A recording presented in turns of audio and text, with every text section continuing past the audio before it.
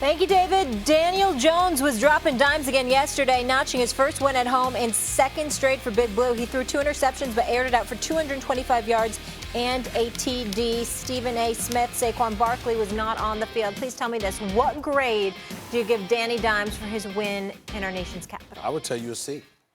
23 of 31, 225 yards. That's relatively pedestrian. 2 interceptions. Not that impressive against the Washington Redskins, no less, they're just a horrendous team. Just a national embarrassment. So there's a lot of issues in the nation's capital. Let's just leave it at that. The bottom line is they're not impressive. And so when we look at it from that perspective, for him to struggle like that, first home game, et cetera, could have been jitters, could have been excitement, could have been a lot of different things.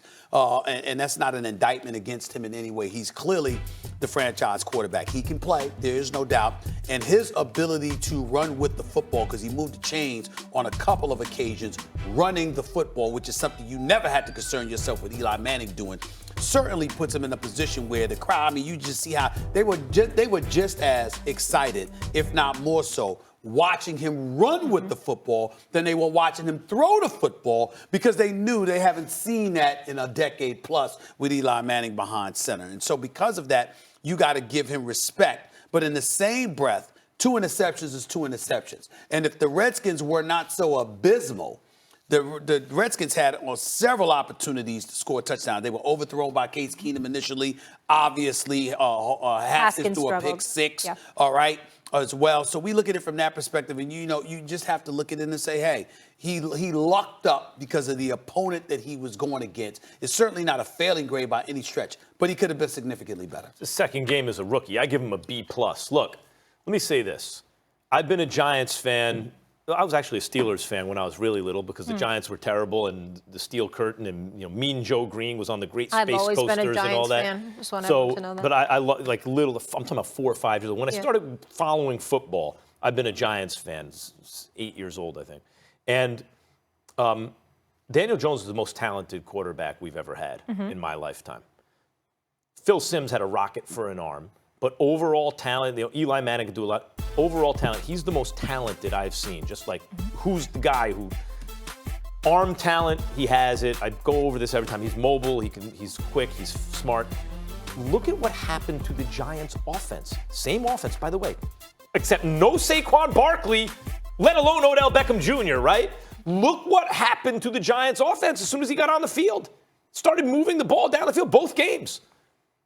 In fact, Gallman had a big game, but the running backs coughed up the football a couple times. So I know it's 2 interceptions and 1 touchdown. It could have easily been 3 touchdowns and a couple interceptions. But if you just watch him read the defense, get rid of the ball, the accuracy of the throws, the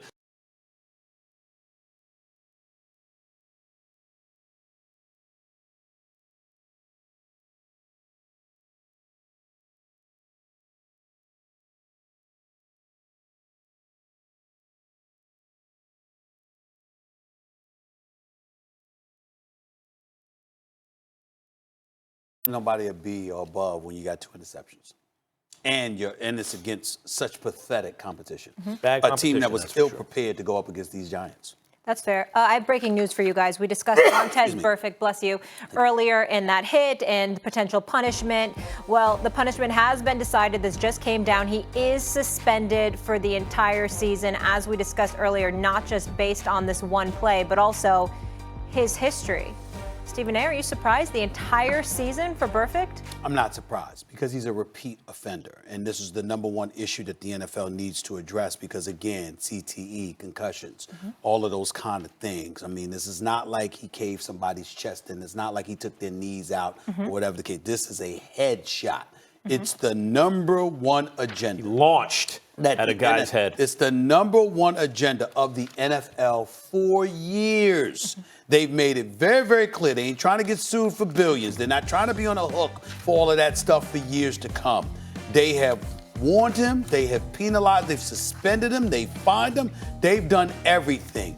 You've got to know better than that. And for him to be on the field doing that, he's a danger to his contemporaries and colleagues, and they had no choice. Anything less that they had done to him would have basically hamstrung them to some degree in terms of addressing future violence. The recidivism here, the fact that he keeps doing it. There's something wrong with Vontez Burfict. Okay, the question is what? Stephen A., you said you've dealt with him and everything. Do you think that what's wrong with him is that he's an especially malicious person? No, but I only met him once and I only talked to him once. Do you think I'd like to give him the benefit of the doubt and say he's not especially malicious or especially stupid, right? Because you'd have to be either especially malicious or especially stupid to behave that way repeatedly, in spite of warnings, in spite of playoff games being on the line, salary being on the whole thing. I would like to think, and it does seem to me his behavior fits a pattern of simply impulse control problems. So I would say this, I'm not only not surprised he's out for the season, but I think the appropriate punishment would be he's out indefinitely until such time that he demonstrates to the league that he's at least working on this impulse control problem, and there's some evidence that it's getting better. Because otherwise, you're in full view, in slow motion. We can all see it. The whole world sees he's launching at a guy helmet to helmet. Well, let's also remember what Rex Ryan said this morning on Get Up. He said, this is what Rex Ryan said. This is not me. Rex Ryan said he can't play anymore. And when you can't play, you look for other avenues to make yourself relevant. But he's always been doing it, though. Well, that's what he's saying, but that's what Rex Ryan said. He's trying to cover it up. He's trying to cover it up. What I'm saying is that the explanations, you could come up with a plethora of explanations that are relatively plausible. All of them are inexcusable. Yeah, no, out for the season, I think is right. You can't have him on the field doing that. No, but what I'm saying is the rest of the season is right. We agree about that. If anything, I'm going farther than that. I'm saying in addition to that, I'm not saying automatically he gets back on the field. He should have to demonstrate some kind of ability to control himself. Well, at this stage and point in his career, it might be over.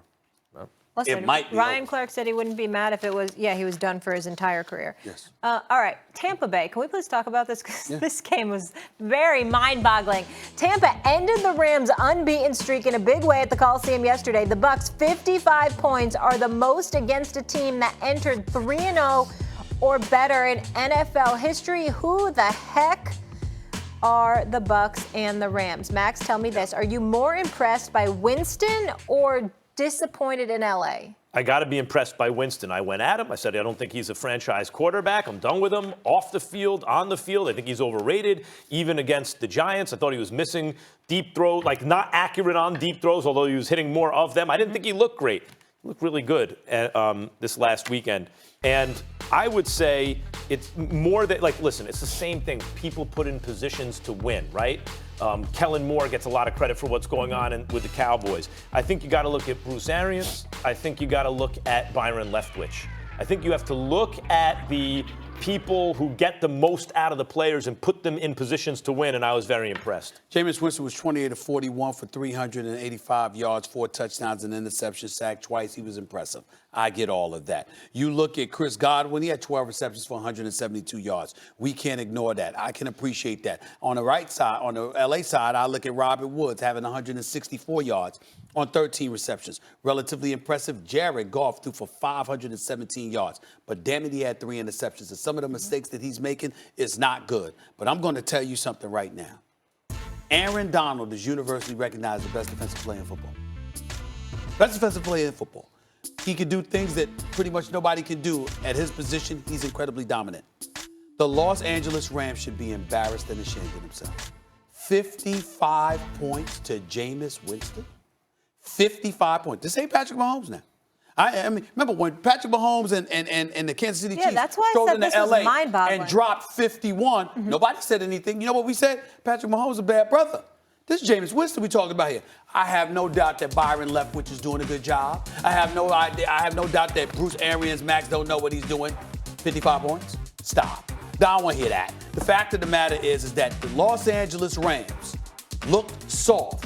They got punched in the face. They got beat up. They got pushed around. Mike Evans is just schooling cats. It's just embarrassing how they looked yesterday. And that's all I'm trying to say. Stephen That's A. not an NFC champion right there. That's a team that's going to look good enough. They'll be excited enough. They'll probably make the playoffs. But you ain't thinking about them winning a damn thing. You know, I'm surprised, and not to make everything racial, right? But you have harped on on especially African Americans in certain positions in the NFL. Yeah. Here's Bruce Arians saying, you know what? I want to give people opportunities, right? Sure. And takes Byron Leftwich and puts him in a position where, by the way, the pipeline to head coaching is in fact offensive coordinators now, right? Okay. And guys who understand dynamic offenses. And there's a kind of soft racism I find. I don't think it's intentional. I hope not. Where if you notice, not a lot of African-American people in that, or, you know, former players are in that position. And here we have an example of, oh, look at that. Now, I would expect, because oftentimes you would point this out, if it was someone else, it might be, what a brilliant offensive mind. For example, you look at Atlanta, we'll get into them tomorrow. Kyle Shanahan's looking good right now, not only because of how good they used to look with him, but how they've looked without him. And I am noticing the presence in Jameis Winston's world of two people, the head coach and the offensive coordinator, and how he's looked so far, and I'm going to give everyone credit. And I'm not saying that I'm not giving them credit, but I know what I saw from the Los Angeles Rams. Just because somebody is black and doing a good job doesn't mean that I get to utilize that to gloss over a level of ineptitude, alarming ineptitude that I saw on the part of somebody else. I'm proud of the job that Byron Leftwich is doing so far. I especially appreciate Bruce Arians and the opportunity that he's given to Todd Bowles and Byron Leftwich, two black coordinators. That's a rarity. That's something special. And Jameis Winston does look better. But the bottom line is the Rams defense looked like straight trash yesterday. Not they for the did first not time show this up. season. All right, Yeah. really quick. Steelers-Bengals, your Steelers. How important is this win for Tomlin?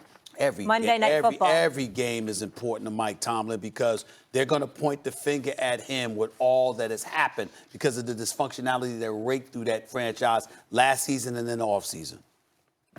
Now, this Mason Rudolph, you got to develop him. That's the only thing to me on the line from Mike Tomlin. The one thing, can you develop a quarterback because you inherited Roethlisberger? Otherwise, I'm not. Who do you think's going to win? Maybe Cincinnati. Pittsburgh. Okay. Pittsburgh wins tonight. All right, fair enough. Thanks for hanging, Why should I everybody. believe Enjoy Cincinnati? Monday Night Football. We'll be back here tomorrow.